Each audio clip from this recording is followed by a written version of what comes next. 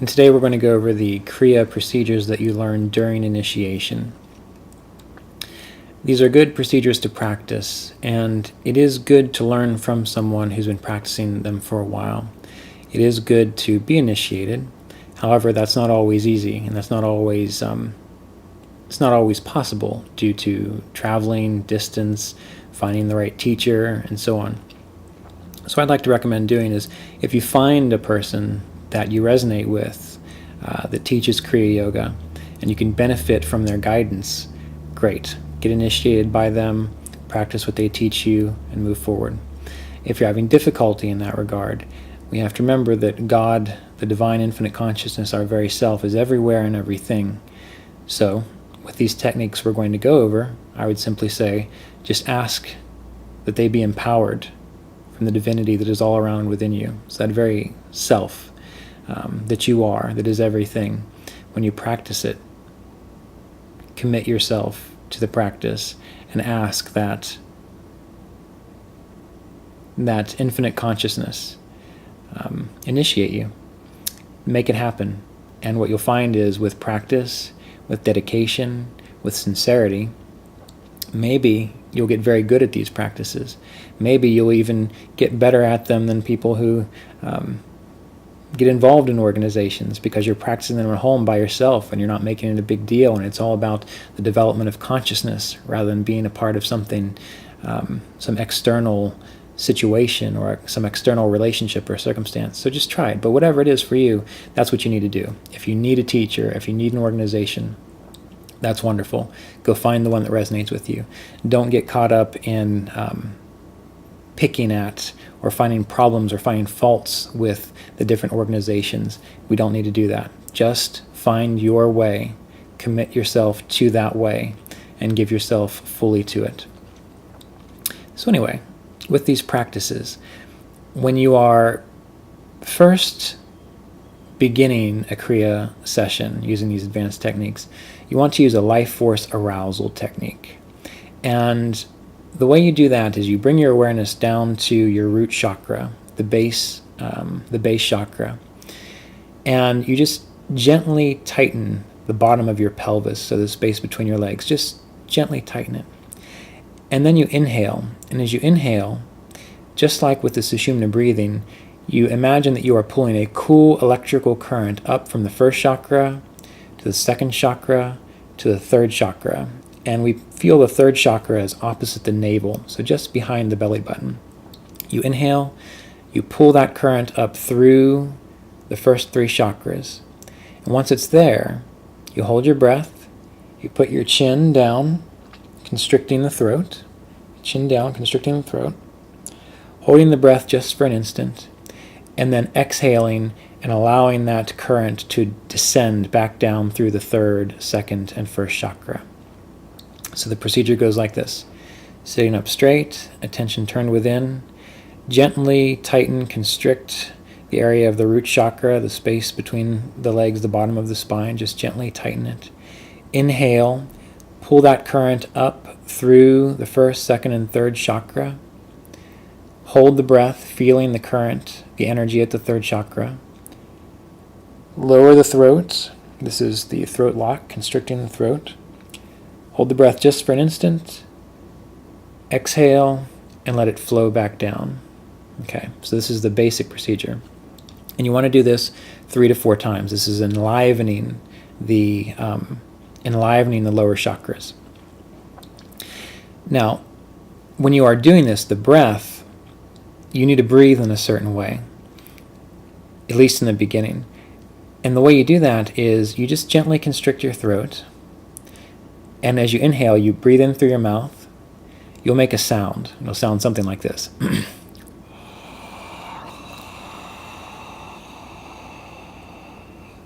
So hopefully that came through on the recording. But what you're doing there is you're just gently constricting your throat. You're breathing in through your mouth, and that's directing the air back to the back of your throat. And you should feel a cool sensation in the back of your throat. So you want to attribute that cool sensation that you feel at the back of your throat as though you feel that same sensation as you pull the energy up through the spine, okay, up through the first, second, and third chakra. Now this is the preliminary technique, the before you begin the actual Kriya Pranayama. There's another way that you can do this called Maha Mudra, and you might need to learn this from a Hatha Yoga teacher. And that's essentially where you're sitting on the floor, you bend one leg with your heel on your perineum, and your opposite leg is stretched out in front of you. And so you inhale, except you pull the current up through the spine to the crown, hold the breath for an instant, and then you stretch forward and grab the foot that's extended and stretch the spine. Hold it for an instant, exhale, relax. Let that current, that warm, soothing current, descend down through the spine as you sit up, and then you switch legs. You take the opposite leg, put the heel of that foot at the perineum, you extend the opposite leg that was bent before, and you do the same procedure. You inhale, feeling as though you're pulling the current up to the crown.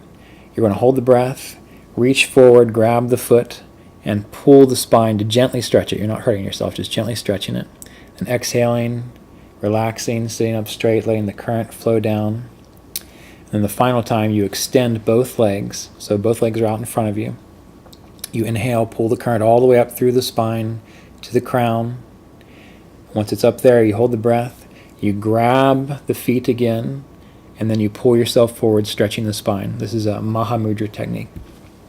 Again, this is something you might want to learn from, most definitely in person from a Kriya practitioner, or you can ask a Hatha Yoga teacher. They should know this Maha Mudra technique. But if you're not doing that, you're sitting up straight, you've got your awareness, the first 3 chakras. You breathe in, up through those first 3 chakras. Lower your chin, hold the breath for an instant, exhale, and then let the current descend back down. Do this 3 to 4 times. This will start to energize the lower chakras. Now once you've done that, then you move on to the Kriya Pranayama. And the Kriya Pranayama uses that same procedure of breathing in through the mouth, feeling the air as it goes back and hits the back of the throat, and attributing that coolness of the air coming in through the mouth to the sensation of life force ascending through the spine. So this is, again, very similar to the preliminary practices that we talked about in the previous video, the Sushumna breathing. In fact, this is Sushumna breathing, just with a little bit of a variation. And so what do? You want to do this 14 times to begin. You bring your awareness down to the base of the spine, feel it. Now you inhale in that particular way with the mouth open, hearing that sound.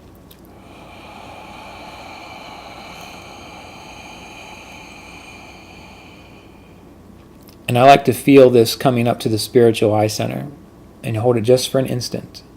Exhale. Let the breath come out and let that warm, soothing sensation descend back down through the spine. That's 1 round of Kriya Pranayama. So you use the breath.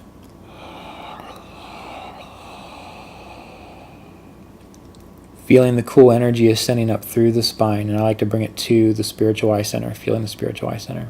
Exhale, let it flow down. Warm and soothing. Take your time, nice and slow. You do this for 14 times. On the very last time, the 14th time, you do the same process, pull it all the way up.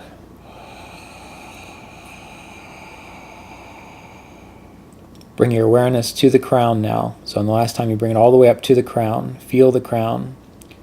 Hold the awareness there. Exhale, let the breath just come out. But you don't have the same descending feeling of warmth descending down through the spine. You just keep your attention on the crown. And you sit there with your awareness on the crown, meditating. And what you'll find by doing this procedure, even just 14 times, that you will very quickly move into a state where you're just there. You're in your existence being, essentially, and that's where bliss comes from. And you stay there for as long as you can, gently, sitting up straight, alert, and poised, and relaxed. Now you have to remember, with meditation, to do it right, you need to sit up. So don't lay down, sit up straight if you can, which you should be able to, hopefully. because otherwise you'll nod off, you'll fall asleep. You want to keep your head up. And you want to avoid passive meditation, meaning daydreaming, where you're nodding off, where you're falling asleep, because that's just taking a nap. That's not meditating. Meditation is existing in that space, that existence being where you are alert, you are awake, yet you are poised and relaxed and existing, basically. So this is the second of 3 parts within the Kriya process that you learn in initiation. The third part is called Jyoti Mudra. And you want to do this after you've practiced your Kriya pranayamas 14 times. And again, how do you count? Well, just like on the previous video, you can use your fingers to count. You can review the previous video to see what I mean if you haven't seen that already. Or you can use a mala bead. So with Jyoti Mudra, we're using the same kind of breath. We are pulling the current up through the spine, and we're pulling it up to the spiritual eye. Our eyes are closed. We're holding our breath here, and our eyes are looking up through into the spiritual eye. So if my eyes are closed, imagine my eyes are closed, I'm looking up into the spiritual eye. And while I do that, I am mentally chanting Om, Om, Om, Om, Om, Om, as though I'm flowing my awareness through that spiritual eye. And with each chant of Om, I'm piercing that spiritual eye, flowing my awareness into that space. And there's more to it now. So you cover your eyes, and then with your thumbs, you close off your ears. You essentially plug your ears. So you're blocking out light, you're blocking out sound, you're inhaling, pulling the current up through the spine, looking here, looking into the spiritual eye, while mentally chanting Om, Om, Om, Om, quietly chanting Om. So I'm not actually verbalizing, I'm hearing it. You hold the breath for as long as you can with your awareness up here. When you need to breathe again, you exhale, let the breath descend down through the spine, warm and soothing like before. Rest for a moment, and then do it again. Pull the current up.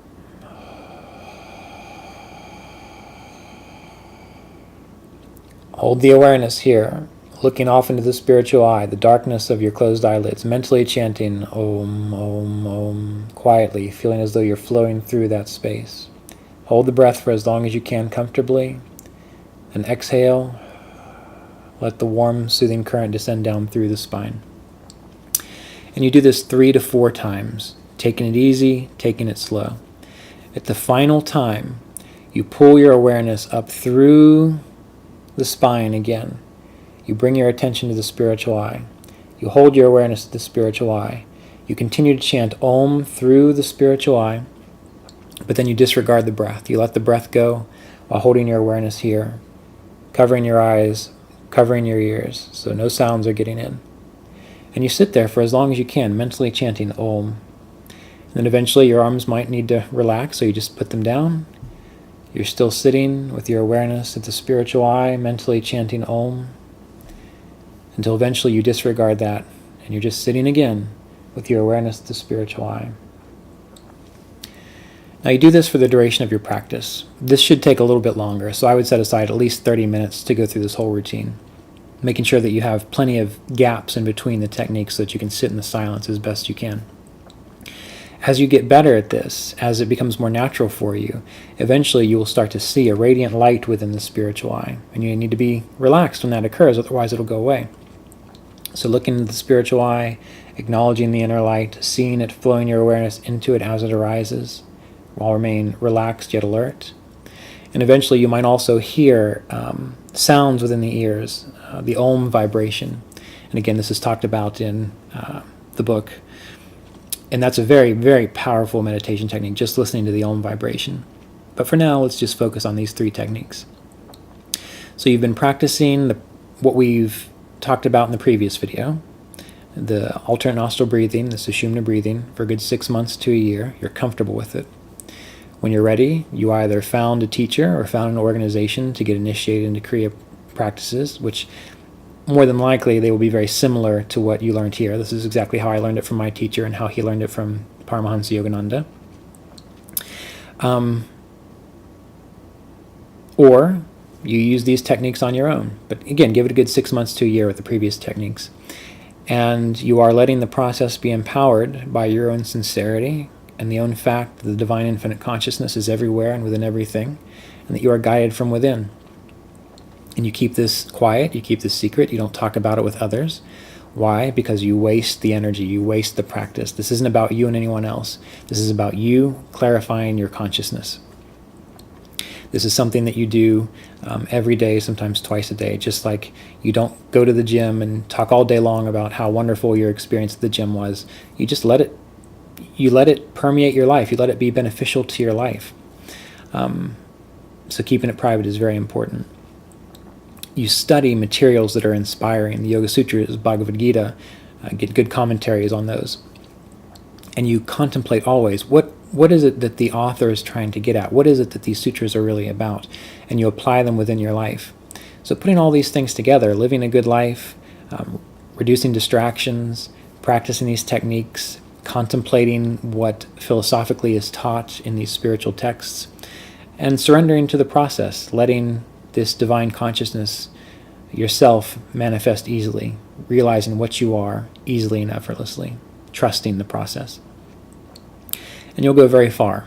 You'll find that you evolve into what you've always been, which is a being of peacefulness, understanding, wisdom. You won't be dependent on externals for your happiness. You won't be dependent on others for your happiness. You will have an intimate, direct experience, relationship with the divine presence within and around you. And you'll find that life is quite a fascinating, beautiful expression of God. And that's really what this is all about. So use this information well. Apply it appropriately. There will be more videos going into the philosophical aspects of things. There are other Kriya practices we're going to talk about as well. But that'll be a little bit later. We need to get these down first. Keep your life simple. Enjoy the process. And try to see God in everything and everyone. And you will be continuing this lineage of enlightenment as it's meant to be done. So thank you very much, and look forward to seeing you again soon.